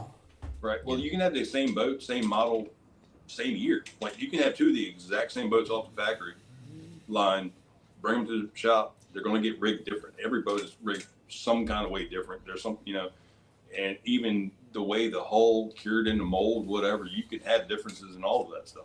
And even brand new box props now, you can pull 5 25 Furies out of the box, set them all side by side. They're all going to be different. Yeah, they're just, you know, it's like they're all like fingerprints. They're all unique in some kind of way. Yeah. So So And that's where you're, and that's where I'm assuming when you there is guys no do your prop rental then. right. proper, you know, repair your general repair and stuff, you're making sure that it is a true 25 pitch and that it's the way that it should be versus how Mercury sent it to you. Yeah. When I was there in November, I got to see the rundown of the shop. It was pretty fun because I've always been a metal worker my whole life, and prop working is one thing I've never had a chance to get to see. And they gave me the rundown. It was pretty cool to see. So Chad actually had a pretty good point. I don't know if you guys heard him, but he's talking about prop rental, and that brought up this question: is for somebody like me who's looking for the right prop and the right ballpark to get in, how do you guys recommend going about that? Because I mean, props aren't cheap, right? A brand new 28 Bravo is going to run me about $1,000. So Right. I think a lot of guys are like, I mean, I'll be the first one to say it. I have. Look, he just said it works on only 5% of the boats too, so I mean, it probably isn't going to work on your. I boat. have a little bit of angst against spending $1,000 for something that's not going to work. You're in that 5%. Yeah, so I'll give it the thumbs up on the bullet. All right. But the thing of it is like for guys that are trying to figure out their setup, what's your recommendation in terms of like looking for a prop? Should you start with like a used prop on eBay and then buy a new one? Right. So hopefully you have a baseline prop that's in good shape. You know, if you got a beat up prop and all, you're not in a good place. But if you've got a good baseline prop, then things like diameter and blade, a number of blades and pitch, like say we're turning 5,400. Well, we know we need more RPM. So there's a couple ways to get there. Less pitch or less diameter or both. So at least you've got a starting point on which direction you need to go. Or you could just call us and we'll put you in the ballpark real quick. Cool. Yeah, experience on something like that, there is no replacement for that. That's going to be the best thing, is real world experience and ideas and suggestions. But going back to what I was saying, depending on what the customer wants to do and what his boat's been through, what his hull's like, has it sat outside all of its life? Has it been garage kept? Has it stayed on the trailer? Has it hung up in a boat lift? All that stuff can affect all that and change everything. I mean, boats, believe it or not, fiberglass will move too over time. People don't realize that. Things flex, contort. Right. Is the foam wet? Tony, Yeah. I know what we need to do. Take the bullet down there. We need to make a trip to Propeller Dynamics. Come on. So We need that's to my make a next trip to question. Propeller Dynamics. Get this bullet I am tuned all up, in. I and am hang out with the 100% boys in. at How Propeller long, Dynamics. Let's like go. if somebody like me were to bring you guys a boat and say, hey, this is what I'm looking to get, I mean, what's the turnaround time for where you guys can say, yep, this is what you need, and we have it, and boom? Is it like you guys have to play with it for a week, or is it a couple passes up and down the lake, or what's the usual time for you guys? Yeah, normally, like I say, we've done so many of them. Normally, we'll go down, lay down a base pass with your setup. Won't really change anything unless we look at it and it's way, way off.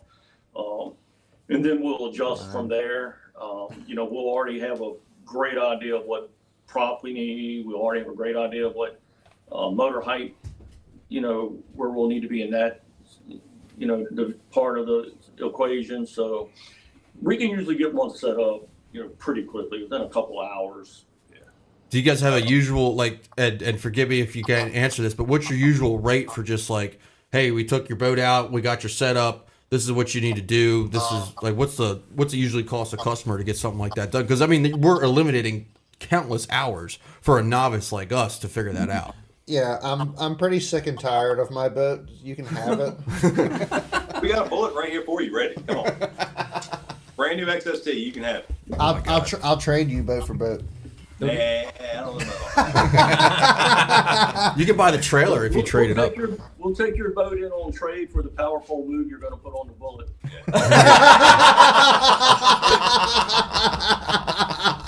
Right. Everybody I talk to insults my boat. I'm going to sell it. I mean, This is the 19 AP. No, it's just funny because I remember when we talked to Andy, and the first thing he did, he was like, Junk. it's junk. I would sell it. I was like, right on. Yeah. The problem is, about the time you get it to run right, your transmit's going to crack. Yeah.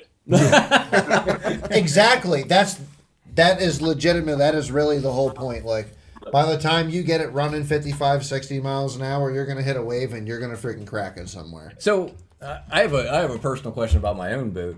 Like, I bought a brand new ZXR 20 this year, and I can get 70 miles an hour tournament load with a partner. Basically, I should just Is keep that it at about 48. is that about what you're seeing with those, or is there some room I can improve there With a tune. without a tune? Because unfortunately, I can't tune because of some You're tournaments. running a couple mile an hour. You're in that ball, 68 to 70 normal. We've seen a couple push the 72 mile an hour mark, but But they're light. yeah. So I'm okay. So I'm right there. So I don't need Yeah, to. you're right. I don't need Now to you're change going anything. to be faster than the FXR. The FXR is even slower than that. So Good thing I didn't get one of them. Yeah, right. That's the more expensive haul, isn't it? Yeah, Yes. the FXR's got loaded with all the options and stuff. Gotcha, yeah. I mean, Yeah, but you skeeter guys kill me. How many dots you showing? How many dots are you showing? Eight dots. oh God, I'm glad I'm not one of those. You must guys. get on the Skeeter Facebook page. How many dots should I have showing? My boat only Yeah, runs 67. Yeah. 7.3. I mean, I own a Skeeter, and those guys get on my nerves. So. Yeah, I can't take those Facebook pages, especially for Skeeter. Them guys they give me a headache. I always ask them what side of the plate they're looking at, because it's usually not the same amount of. Now that's quality right there. Right. Speaking of plates, what would you guys recommend as the best jack plate out there? Bob's. Thank you. Yeah, I agree. I've said ran it a- all these years. Yeah. I ran a Bob's on the Ranger, and it's been a great jack plate. Now, 90% of the time, it's absolutely buried because that's the only way I get bow lift. But Yeah.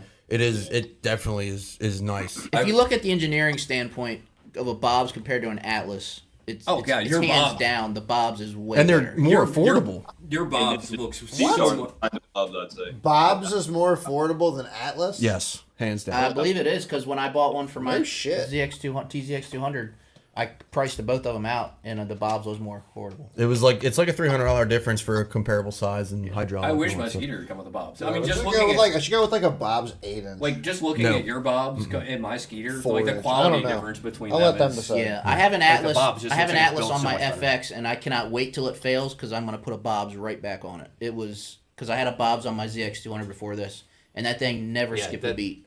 I mean, never Well, skipped a beat. One time I did. One time it did because I ran it all the way up and left, just kept my finger on the button because I was going through some real skinny stuff where you And just like, want to, locked it up. and it locked up in the all the way up position. But it was just a simple I remember release of the that. set screw. Yeah, That shit would not come It down. would not dude. go down. We were in the parking lot for a while trying to mess with Yeah. that thing. but this Atlas that I have is, I mean, the Atlas is decent. I think over time they don't age well. The design works for a little bit, and I think there's just too many moving parts, and that I'm just coming from a design standpoint. I don't think it's there. Well, the Rams aren't fully supported all the way around either. Right. I don't Yeah. understand that. Yeah, that doesn't really make sense from an engineering standpoint to me. I mean, I have it. I'm gonna run it, but Yeah. Like I said, as soon as this Atlas takes a dump on me, or you know what, the next time the relay takes a crap on me, I'm just gonna get tired of it. I'm gonna buy a Bob's because I keep an extra relay in the boat. What's the setback? instead of of it? replacing the $10 Mine's a part, 12. I'm gonna. Okay. Yeah, I need I have a rapid jack on the bullet. It's like the old school manual. It's not bad, but I mean it definitely a hydraulic jack plate's in my future. I don't know how close it is, but it's in my future, and it will be a Bob's. Just do it. Paul You look brings up a at good this. point. Look, you bought it. You bought a remanufactured Quest, so you saved $1,000 there. Just buy a jack plate. I mean, I'll give you a great deal Not on wrong mine. about that. Yeah, I'll but I give you need a great deal. but I need 14-inch setback. You can put 2-inch I spacers was on say it. Bob's just released a 16-inch now. I saw that too. Do that. There you go. Yeah, that's going to What work the well. freaking 16-inch setback? Yeah. Yeah. That's crazy. That's gonna work well. on Them the bullet. bullets and gamblers and stuff like that. They And, like, like all that setback. You I saved it. can't believe they're strong enough they don't just freaking snap. Nah, you'd be surprised. It's They wild. got some strength to them. Like I Quality said, proof. you saved Yeah. $1,000 on the Quest. So Donnie Clark jack plate. has a question. It's getting back to mine, but going back because I think we all jumped in, but We are getting a little bit late, yeah. too. So the cost, if someone brings you guys a boat and says, "Hey, tell me what I need to do for setup," what's the normal cost for something like that? If you can answer that. Yeah, river testing setup usually runs somewhere in the 4 to 450 range for us to do it. You know, hydraulic plates make our life a lot easier, obviously. You know, when we have to go down there and manually change a rapid jack or, you know, Slide some of us- master or something yeah, like that. Slide master, you know, it does take longer. We have to take more tools with us, stuff like that. But like I say, we can normally get one dialed in pretty quickly, you know, within an hour or two. That's pretty good. I mean, when you consider the amount of hours it's going to take an average guy without nearly the amount of experience that you guys have to do that, that's pretty damn nice. Yeah. Well, the other thing too with the average guy is we don't have access to those props to test out. Yes.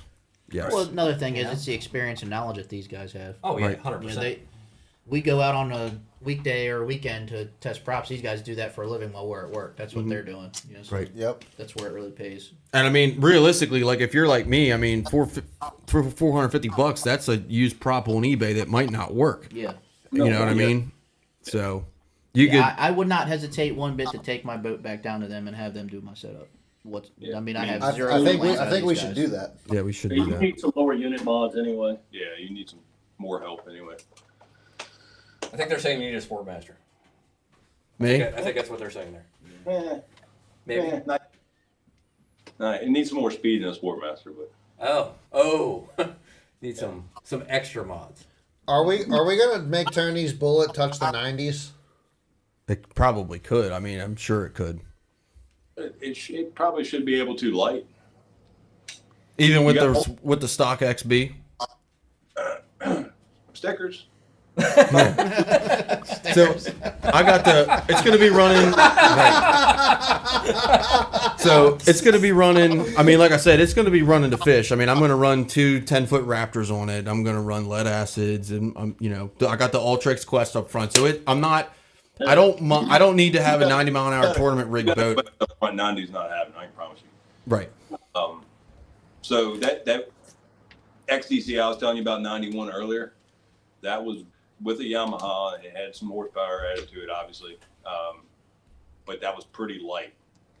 That hull, when we started adding bow weight, which the Quest is all of the bow weight, you're not going to get any bow weight in a Quest. That it really hurt that hull. So if you have an XDC, you really need to try to keep as much weight back as at all possible. Right. Don't get us wrong, we love the Quest. It's a badass trolling motor, but It's heavy. it's not. Yeah. Oh, I've had to pull mine off twice. That thing's heavy. Yeah. It's When I took it to get it repaired, I went to pick it up, and one of the guys that watches the show is that Minn Kota repair guy. And I show up, and he's like, "Did you bring a forklift?" Right. So I guess the heaviest damn trolling motor I've ever seen. Right. The good thing about mine is because when I took it up to JCS, I mean, it was cap off. I mean, all the foam, all the wet shit's gone. So I'm saving some weight there. It's got no carpet, so it's got EVA foam. So we're saving weight in certain areas. Not probably enough to completely offset the Quest, but there's going to be, I mean, Fully rebuilt transom, fully rebuilt stringers. oh yeah, full. I mean, it's basically brand new. I mean, the boat's been completely re-glassed in every way. If you keep the Quest, which I'm sure you will, the lead acids are going to help you. So maybe not go. You switch to lithiums. Don't be shocked if you lose a pile. Really. Oh yeah. Yeah, it's just going to change the whole balance of the Yeah. boat. Do you have I know I've seen some. I discovered that shit with a John boat. Right. I've seen some How bullet much you guys lose. do some things like throw a bag of shot in the trans back in the transom area. You're going to need a lot. You're going to need a lot. If you go all lithiums and get rid of all your lead acid, you're going to need a lot of weight back there. Which the nice thing about that, you can move shot around. You can get it even more Dialed in. You can get it balanced and everything, which is nice. But it's going to hurt. I'm just going to leave it at that. It's going to hurt when you go lithium, unless you add to the boat.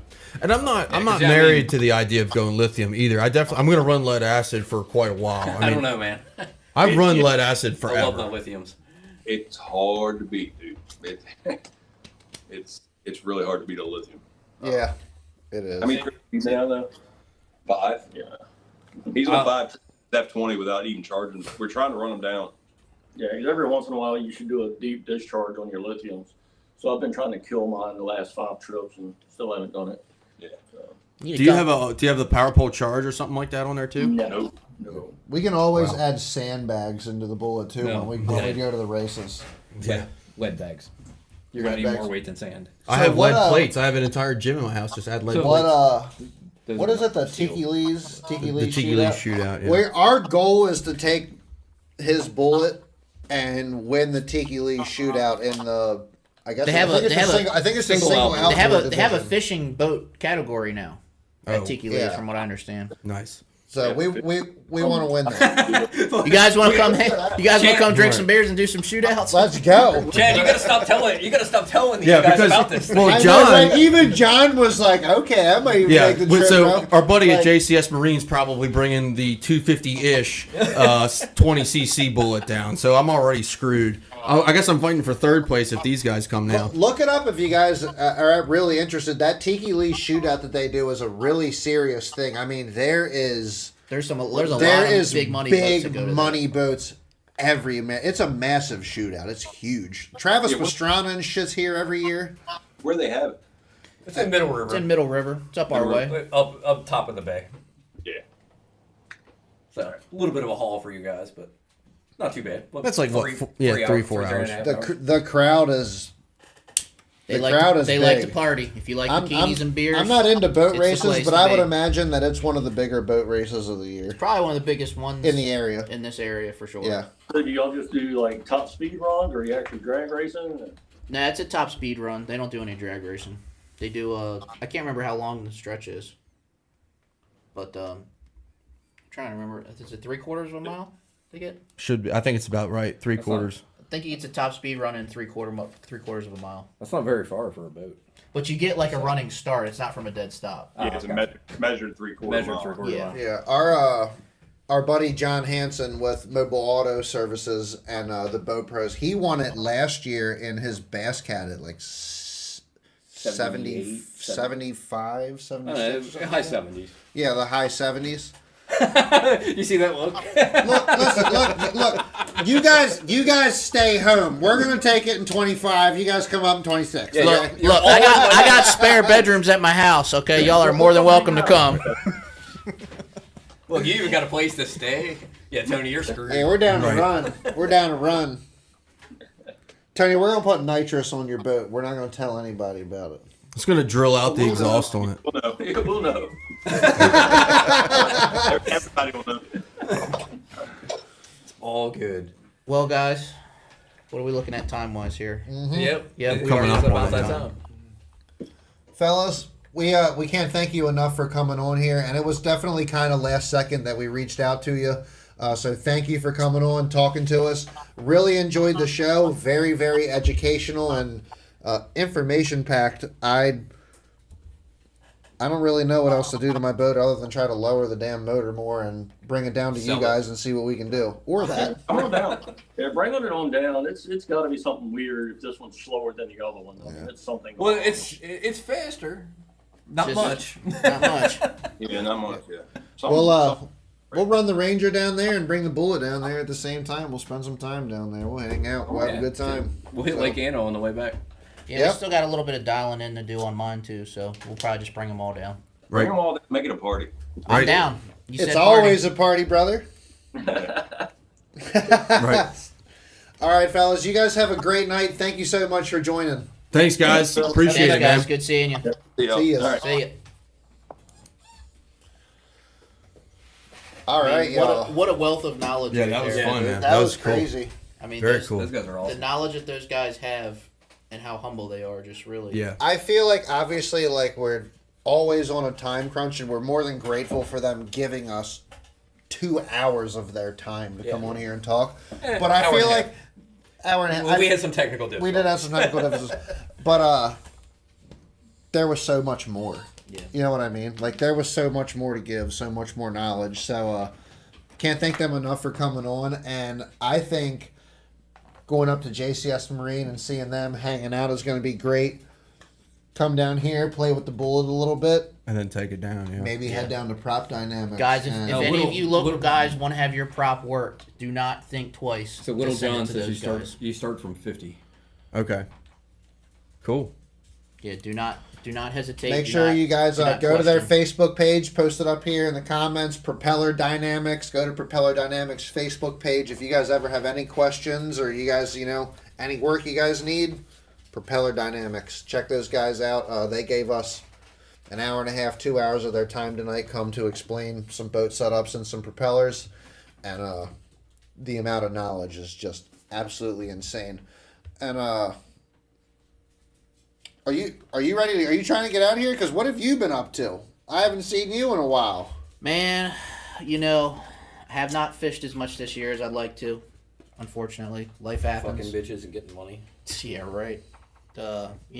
Work, and then this Key Bridge thing falls down, so it's a little bit tougher to get out. Right. Jeez, man. Yeah. Fish. Yeah, for sure. But now you got a good excuse to go fish the Potomac. Yeah, I did. You know how many What times do I you- fished it this year? 0. Twice? 0. Okay. It wasn't I- twice then. Really enjoyed fishing the Potomac this year. Yeah. What happened? We were supposed to go fish the Potomac one day. We were supposed to one day, and And I don't. something happened. I can't I remember think the what wind happened. was blowing like 40 miles an hour or something. Jim, you're Like it welcome. does. You deserve those shirts, brother. Definitely send some pictures with those Bass and Beer Radio shirts with some of those freaking fat bass you're catching down there. Yeah, just haven't been able to fish much this year. I really don't think I put 20 hours on my boat this year, which for me is pretty unusual. I mean, I only put like 65 on mine. Yeah, I mean That seems a little. Things change year to year. yeah, I mean it's life. Right. And hopefully next year will be a little bit more calmer for me. Right. I I didn't got fish to- nearly as much this year as I Yeah. did the previous year either. I mean, I I went fished more down. this year than I ever have. I fished a, Yeah. I fished a ton this year, but it was all on the company. Yeah, that was like me, except on Conowingo. Yeah, I mean, Christ I is don't- the only place I fish. I feel like. We fished the Ike tournament earlier in the year, and I was just kind of Yes, died sir. off after that, and just life happens.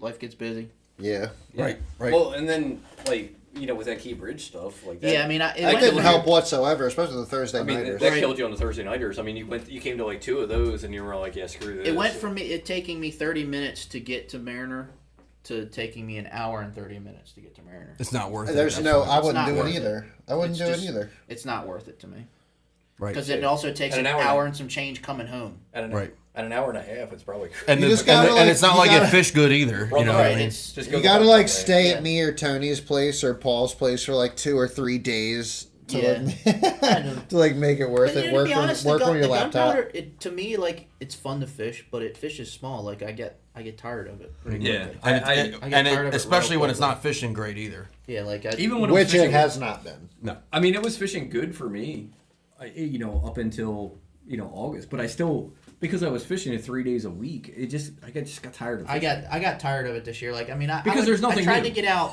maybe once every other week. Yeah. Is what I tried to do, and like when I'm there, I'm just I'm into it, but I'm like all right, this is boring. You fished the flats more this year than you've Yeah, fished in a long I time. fished some other. I tried to fish the flats a lot more this The year. I got flats, tired the of fishing flats the needs to gunpowder. happen. I need to go to. the Yo, flats Brian more. Dyson, what's going on? I'm gonna buddy? put some time What's in up, the beach flats of the this year. Ryan? What's up, Dyson, my man? I'm gonna put a lot of time in on the flats this year, Yeah, like I did on be on the Conowingo flats last year. more. Yeah, I'm gonna not be lazy this year and just drive up there after work because I mean I have plenty of time to fish after work to get drive to the flats. I was just lazy this year and didn't feel like driving up there, but Right. I'm gonna spend a lot more time up there this year too. So. Oh yeah, That has been my I've been problem. eyeing that up all night. I was like, why is there a big package of deer jerky laying there and it hasn't been opened? Because we were talking to the fellers. So your dog comes out for deer jerky. Yeah, I'm gonna do a lot Thank you, of sir. random fishing this year, I think. Thank you. I did get to fish a Chickahominy for a weekend this year, which was fun. I do. That's probably Oh hell yeah! that is my favorite river to fish. No, I love to fish in Chickahominy. You mean you don't like the Nanacoke? Nanachoke. Right. Are you gonna fish TBF with me this year? I don't know. I was thinking I about need a it. partner. What do you guys I think? currently do not have a partner for the. God damn. I was definitely thinking about Bass it. and beef jerky. Mm-hmm. What do you guys think about a bass and beef jerky We would have to fish today. episode where we just eat beef jerky in front of you guys and talk about fishing? Deer jerky, but Deer jerky, beef jerky, caribou jerky, elk jerky. I'll get one of those subscription boxes. I do love me some elk jerky. This tastes pretty good. That's not How bad. much I? I like it. You like it, Bubbers? Yeah, he got the piece I dropped on the floor. Here you go, Bear. Yeah, I wanna fish some different stuff this year. I think we should have a Chickahominy trip. I'll go to Chickahominy. I really like that place, Springtime. Try to catch a 10-pounder. dude. You can still catch 10-pounders in the summertime. Yeah, I know, but I want a better chance at catching a 10-pounder. I mean, we could do that too.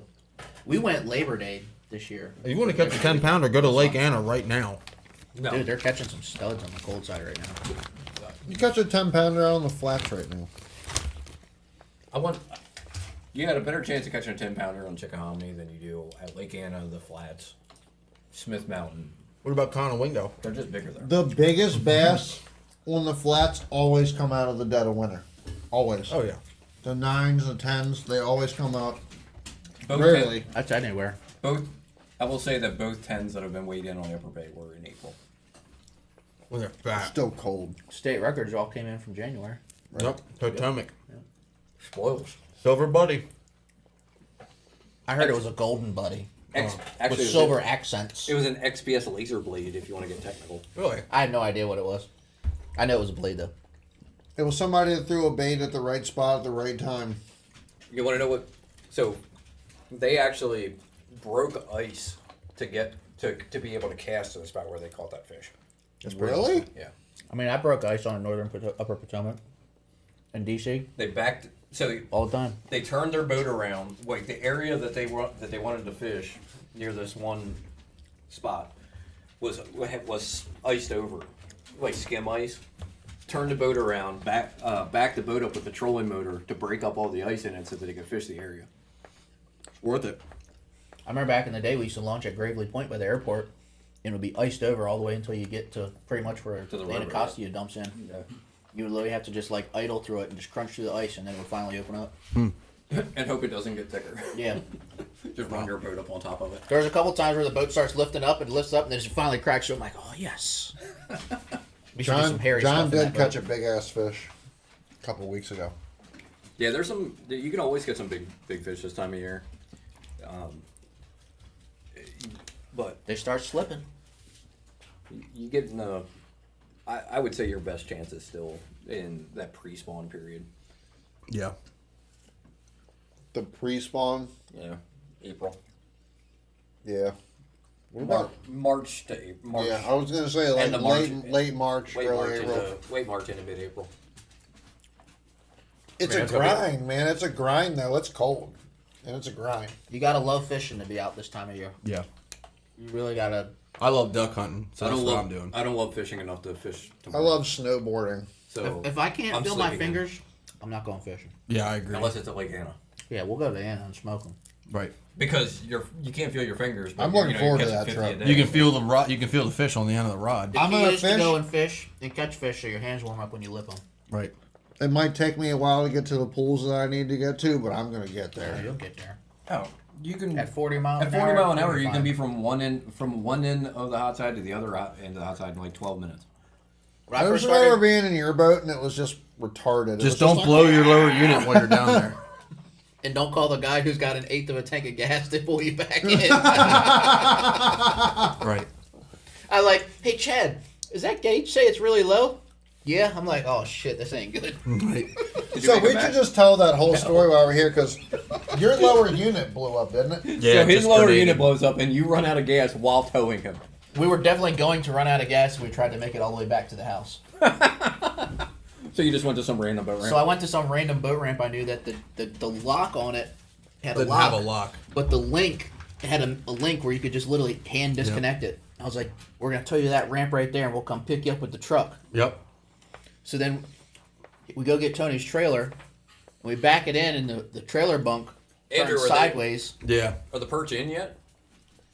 I caught some in the Northeast last weekend while I was bass fishing, but I don't know if they're really in yet. Sorry, And I mean, then, you're up. anyways, so we put Tony's boat on the trailer. Well, we put one of the buckles on there, and the wind was blowing, and it Yeah. blew the whole boat and the trailer completely off the side of the boat ramp and jackknifed. Yep. Dude, We're all we were we're all sitting- laughing so hard we don't know what to do. Yeah. Well, then I casted a whopper plopper over the dock with the 65-pound braid and just righted the ship. And I have it pulled on out. video somewhere. I saw I the can't Overseas. remember. We had Tony's boat got on there sideways or some shit. We had to back him back in, and he didn't take the straps off. So I backed him back in, and the whole boat just floated off the freaking. It was crazy. The wind I'm was looking blowing at its it. ass There's off. the video. I'm like, yo, is your boat floating right? Is the freaking trailer floating right now? Well, Yes. the boat starts swinging this way, and I'm like, wait, where's the trailer? I'm like, oh crap, the trailer's still attached to it. Yep. Yeah, that's right. It floated It's the floated- trailer. The ramp's here, and the whole boat and trailer's over here. I'm like, well, he can't pull out because there's not going to be nothing for him to go to. Yep. That was funny. It floated the floated the fucking trailer. We We literally laughed. just casted the whopper plopper over and just. Yeah, he literally tied a whopper plopper to his cleat and stood on the dock and just reeled it in. Yep. I'm like, there's no way this is going to work. Andrew, thanks for I'm like, joining, holy brother. crap, it did. We got Andrew Donahue with 40 East Fishing on here. He's your your local snakehead guide.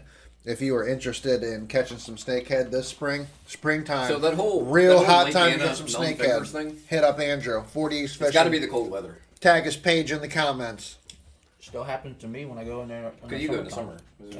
Because I got fishing in the Northeast 2 weekends ago. Same exact feeling. No, it's same You know, thing. afterwards. I never had it anywhere else except for there. Just just from being cold, like my fingertips just hurt for, like the entire night. Till Like when I woke go up in the next March day. and May, and even like I'm good. November when it's not that cold, Yeah. still same thing. This shit I is just thought so about that the good. other weekend. when I it told happened. y'all. I was like, I damn, wasn't this joking. Is, like, this is just. I mean, they felt just like. It's like 3 days after you still can't feel your fingertips. Yep. Yeah, whatever. Shit happens. Yeah, See if I can catch y'all. another. See if I can catch another 22-pound bag. Right. Yep. I'll tell you what, guys. Make I got to more get up at 4 in the morning, so I'm getting ready to bounce so I can get to the minefield on time. Well, hopefully it doesn't take me 2 hours to get home. Yes. You can always crash here if you want to hang out and get I drunk. know I could, but I'm gonna get back home. I like sleeping in my own bed. Right. I understand that. So, all right, y'all.